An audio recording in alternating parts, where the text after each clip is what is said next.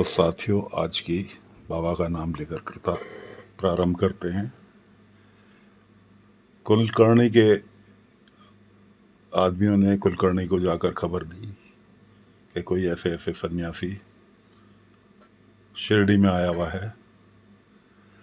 कुलकर्णी महाराज अपनी पालकी में चढ़कर, आज से 100-125 साल पहले गाड़ी घोड़े नहीं हुआ करते थे, एक रथ सा बनवाकर 4 आदमी कुलकर्णी महाराज को लेकर चलते थे।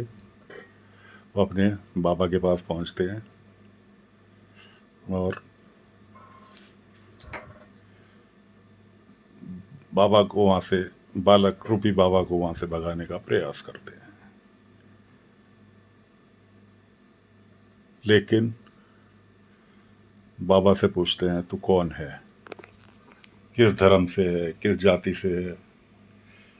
बाबा बोलते हैं कि मेरा कोई धर्म नहीं है, जाति नहीं है, मैं बैरागी हूँ, मैं सिर्फ एक मालिक को मानता हूँ, सबका मालिक एक।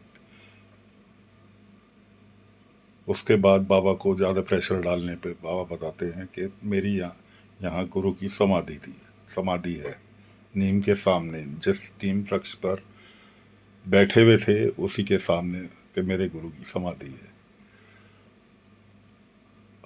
अब कुलकर्णी महाराज उस जगह को खोदने का आदेश देते हैं अपने आदमियों को। खोदते खोदते उनसे नहीं खुदता तो बाबा, बालक रूपी बाबा पाटिल जी को कहते हैं कि आप खोदो। पाटिल जी के खोदने पर गड्ढे में 4 दीपक जलते हुए मिलते हैं। तब कुलकर्णी महाराज अपना समूह लेकर वहां से वापस हो लेते हैं। उसके बाद बाबा अपनी ध्यान मुद्रा में वहीं नीम वृक्ष के नीचे विराजमान हो जाते हैं।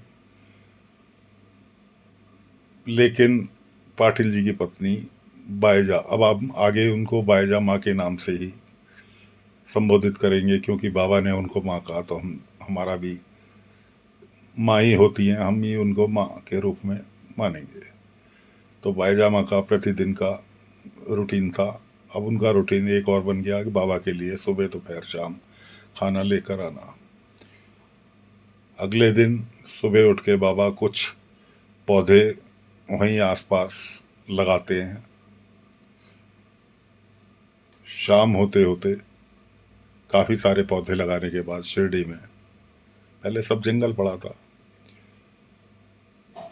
शिरडी में पौधे लगाने के बाद शाम को बाबा जंगलों की तरफ निकलते दिखाई देते हैं। बायजामा आती हैं, पीछे से आवाज़ लगाती हैं, लेकिन बाबा नहीं सुनते, जंगलों में विलीन हो जाते हैं। लेकिन बायजामा का प्रतिदिन का रूटीन, प्रतिदिन का नियम, सुबह दोपहर शाम खाना लेकर आना, इंतज़ार करना वहाँ बाबा का, और वापस चले जाना, उनका प्रतिदिन का ये नियम बन गया। अब शिरडी के हालात बताते हैं। काफ़ी दिन गुजर गए। पाटिल जी के यहाँ भी पुत्र पैदा हुआ जिसका नाम उन्होंने तात्या रखा। काफ़ी दिन गुजरने के बाद बाबा दिखाई देते हैं जंगलों में। अब भाइयों, बाबा जी बहुत साल के बाद, 5-6 साल के बाद प्रकट होते हैं जंगलों में। जंगलों में दिखाई देते हैं बाबा। वहाँ पर धूप गांव के पाटिल, माफ़ करना, धूप खेड़ा के निवासी चांद पाटिल, वो अपनी घोड़ी को ढूंढते हुए जंगलों में ढूंढ रहे हैं। बिजली, बिजली उसका नाम था, बिजली कहकर आवाज़ लगा रहे हैं। इधर बाबा उसकी आवाज़ सुनते हैं तो बाबा उन्हें चांद का संबोधन करके बुलाते हैं अपने नज़दीक। वो आवाज़ सुन के बाबा के पास आते हैं। जंगल में पानी ना मिलने के कारण वो बाबा के सामने हाफते पहुंचते हैं। बाबा पूछते हैं, पानी पियोगे? वो चांद पाटिल चारों तरफ देखते हैं कि पानी यहाँ कहाँ से आया। पानी कहीं, बाबा उनकी मन इच्छा समझ के अपना सटका, जिसको हम चिमटा बोलते हैं, उठाकर ज़मीन में मारते हैं। वहाँ से पानी, पहला चमत्कार बाबा का। तो ये बाबा ने उनको पानी दिया। उन्होंने पानी पिया। उसके बाद चांद पाटिल ने अपनी व्यथा सुनाई कि जी बाबा मेरी घोड़ी खो रखी है, ढूंढते ढूंढते थक गया। बाबा का कहना था कि तुम उसको ढूंढ रहे हो, वो तुमको ढूंढ रही है, उसको रास्ता नहीं मिल रहा। बाबा बिजली कर कहकर आवाज़ लगाते हैं, घोड़ी दौड़ी भी उनके पास पहुंच जाती है। जबकि घोड़ी चांद पाटिल की जब खोई थी तो वो बीमार थी, घायल थी, चोट वगैरह लगी हुई थी। चांद पाटिल देखते हैं उसका घाव भी भर गया, सब चीज़ वो बिल्कुल स्वस्थ उनके पास पहुंचती है। इतना सब चमत्कार देखने के लिए बाद चांद पाटिल आग्रह करते हैं कि बाबा मैं धूपखेड़ा निवासी हूँ। ये दोस्तों शिरडी से करीब 80 किलोमीटर की दूरी पर धूपखेड़ा गांव है, जहां चांद पाटिल रहते हैं। और आज बाबा के कारण वो गांव बहुत फेमस हो गया है। और ये घोड़ी वाले किस्सा जो है चांद पाटिल की, वो पीढ़ी दर पीढ़ी चला आ रहा है। आप कभी शिरडी जाएं तो धूपखेड़ा गांव जरूर जाएं, ये औरंगाबाद रोड पर पड़ता है। बिजली का पोता, बिजली की औलाद आज भी वहाँ धूपखेड़ा गांव में है। बहुत ही सुंदर घोड़ा है, देख के पब्लिक देखने जाती है, और हम भी गए, ये आंखों देखा वाकया है। तो चांद पाटिल जो हैं बाबा को निमंत्रित करते हैं गांव के लिए, लेकिन बाबा कहकर टाल देते हैं कि मैं तो वैरागी हूँ, मैं कहीं नहीं जाता। फिर चांद पाटिल उनको दोबारा प्रेशर देके कि कल मेरे भतीजे का निकाह है, आप उसमें तो सम्मिलित हो सकते हैं। आज शाम को बारात जाएगी शिरडी। शिरडी का नाम सुनते ही बाबा उनका न्योता स्वीकार कर लेते हैं और शाम को चांद पाटिल के घर से बारात के साथ सम्मिलित हो जाते हैं। अब अगले दिन बारात शिरडी पहुंचती है।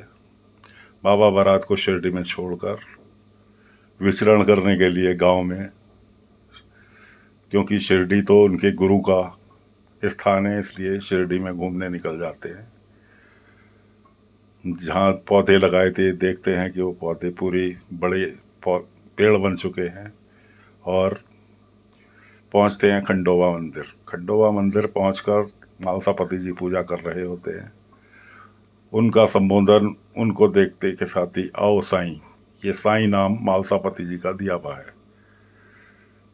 बाबा पहुँचते हैं उनके पास, लेकिन वो हाथ से रोक देते हैं कि नहीं, तुम मंदिर के अंदर नहीं आ सकते, मंदिर के अंदर फकीरों की एंट्री नहीं है। तब बाबा उनको समझाते हैं कि ये सब तुम्हारे गढ़े हुए नियम है।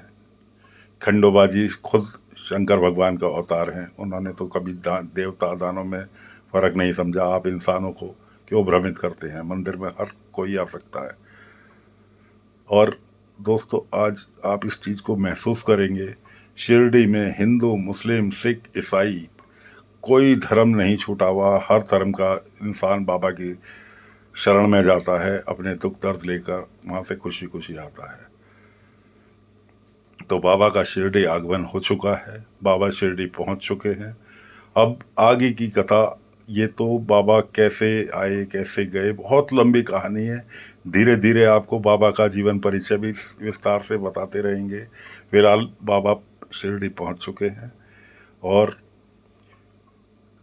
इस अध्याय को यहीं समाप्त करते हैं। बाबा शिरडी में हैं, कल नए सिरे से शिरडी का द्वारका माई कैसे बनी, बाबा द्वारका माई के खंडर के पास पहुंच चुके हैं, जो कि एक पुरानी मस्जिद खंडर रूप में थी। वहाँ पर बाबा खड़े हुए हैं। आगे की कथा अगले भाग में। ओम साईं राम, ओम साईं राम, ओम साईं राम।